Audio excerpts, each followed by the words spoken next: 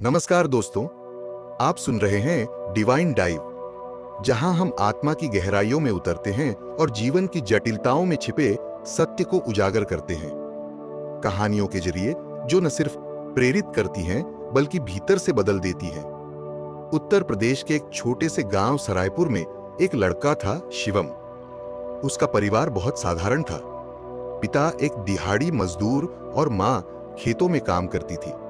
लेकिन शिवम की आंखों में कुछ अलग चमक थी। उसका सपना था आईएएस बनना।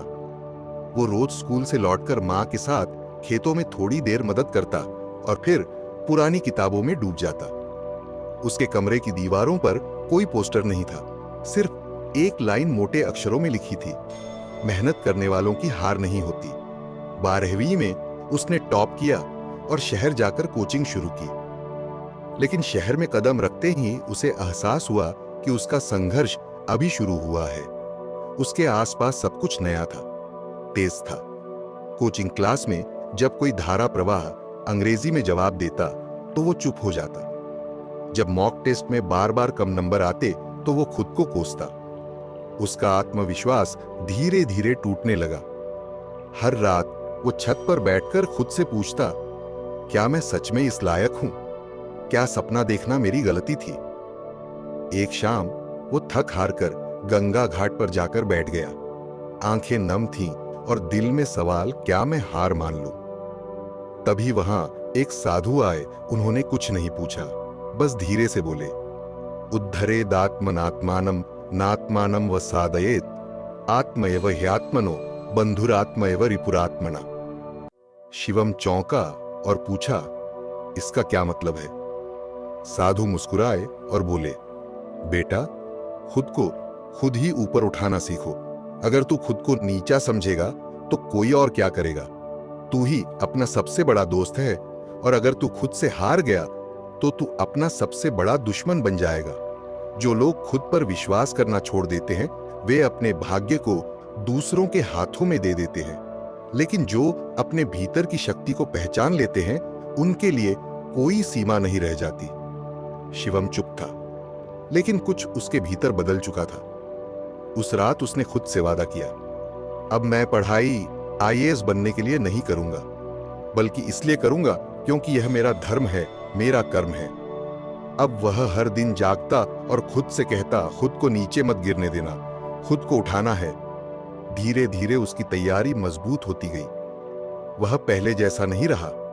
अब जब मॉक टेस्ट में फेल होता तो मुस्कुराता, क्योंकि अब वो जानता था कि हर गिरावट एक अनुभव है, हर ठोकर एक सीख।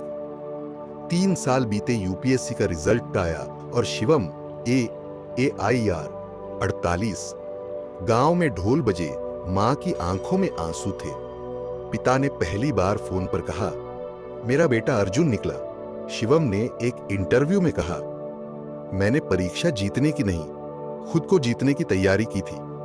जब आप गीता की तरह जीते हैं तो जिंदगी रणभूमि नहीं तपभूमि बन जाती है। और जब उससे पूछा गया कि इतना सब कैसे किया तो वो मुस्कुराया और बस बोला, मैंने खुद को खुद का मित्र बना लिया था। और आज शिवम हर उस बच्चे के लिए प्रेरणा है जो खुद को छोटे गांवों की सीमाओं में बांध लेता है। अब वो खुद भी गीता के एक श्लोक को जीता है, खुद को ऊपर उठाओ, खुद से दोस्ती करो, क्योंकि यही सच्चा धर्म है।